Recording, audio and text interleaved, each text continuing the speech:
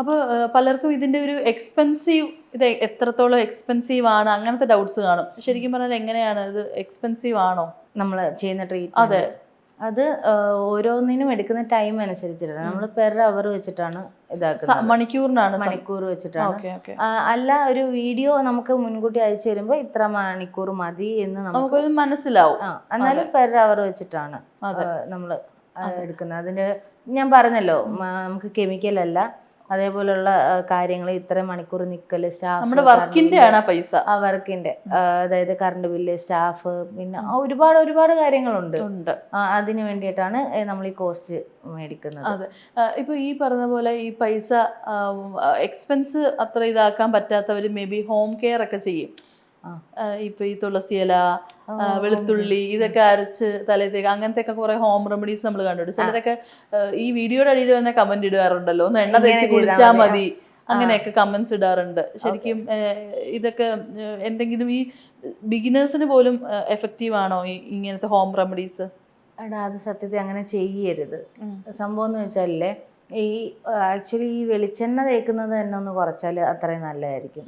നമ്മൾ തന്നെ ഷാമ്പു, ഇപ്പം ഞാനൊക്കെ തലയിൽ എണ്ണയൊക്കെ കണ്ടിട്ട് കൊല്ലങ്ങളായി. നമ്മൾ എണ്ണയൊന്നും തേച്ചാൽ തന്നെ 1 മണിക്കൂർ വെച്ചിട്ട് വാഷ് ചെയ്ത്, ഷാമ്പു വാഷ് ചെയ്തിട്ട് കളയണം. എന്നിട്ട് സിറം ഒക്കെ യൂസ് ചെയ്യുന്നതാണ് നല്ലത്. ഈ എണ്ണ തേച്ച് അതിൽ പെട്ടെന്ന് അഴുക്കൊക്കെ വന്നിട്ട് നിറയും. അപ്പോൾ നമ്മൾ പൊടിയിലോട്ടൊക്കെ അല്ലേ പോകുന്നത്, അപ്പം ഒരു നനവ് കാണുമല്ലോ ഓയിലിൻ്റെ. അപ്പോൾ അതിലോട്ട് ഡസ്റ്റ് വന്ന് ഒട്ടി, പിന്നെ അതിൽ നിന്ന് ഫംഗസ് ഡാൻഡ്രഫായി, പിന്നെ ഈരായി, പേനായി, അത് ഭയങ്കര സീനായിട്ട് മാറും. പിന്നെന്ന് വെച്ചാൽ ഈ തുളസിയില, ഈ പറഞ്ഞ വേപ്പില, വെളുത്തുള്ളി ഇതെല്ലാം അരച്ച് തേച്ചിട്ട് ഒരു കാര്യമില്ല. എന്നിട്ട് ഇത് നമ്മളെ സ്വന്തമായിട്ടല്ലേ, പണ്ടത്തെ ആണെങ്കിൽ, പണ്ടെന്ന് വെച്ചാൽ പുഴയിൽ പോയി മുങ്ങി തലയൊക്കെ ഒലുമ്പി കുളിച്ചിട്ടല്ലേ വരുന്നത്. ഇപ്പൊ ഷവർ തുറന്നു വെച്ചിട്ട് എത്രത്തോളം ക്ലിയർ ആവും ഒന്ന് ആലോചിച്ച് നോക്കിയേ. ജട വെട്ടു അല്ലേ?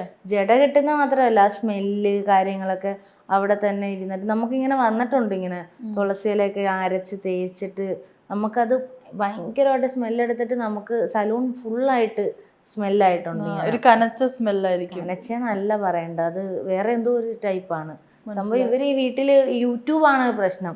യൂട്യൂബിൽ കണ്ടിട്ട് ഓരോന്നോരോന്ന് പരീക്ഷിക്കുന്നതാണ് തലയിൽ. മനസ്സിലായി. തലയിൽ മാത്രമല്ല, ഇപ്പൊ അറിയാമല്ലോ, ചെറിയൊരു അങ്ങനെ വെച്ചാൽ ഇത് വെളുക്കൂ എന്നൊക്കെ പറഞ്ഞിട്ട് ഓരോന്ന് ചെയ്യത്തില്ലേ. അതാണ് പ്രശ്നം. നമ്മൾ സ്വന്തമായിട്ട് അങ്ങ് ട്രീറ്റ്മെന്റ് എടുക്കാൻ തുടങ്ങുന്നിടത്താണ് നമ്മൾക്ക് ഓരോ പരാജയം സംഭവിക്കുന്നത്.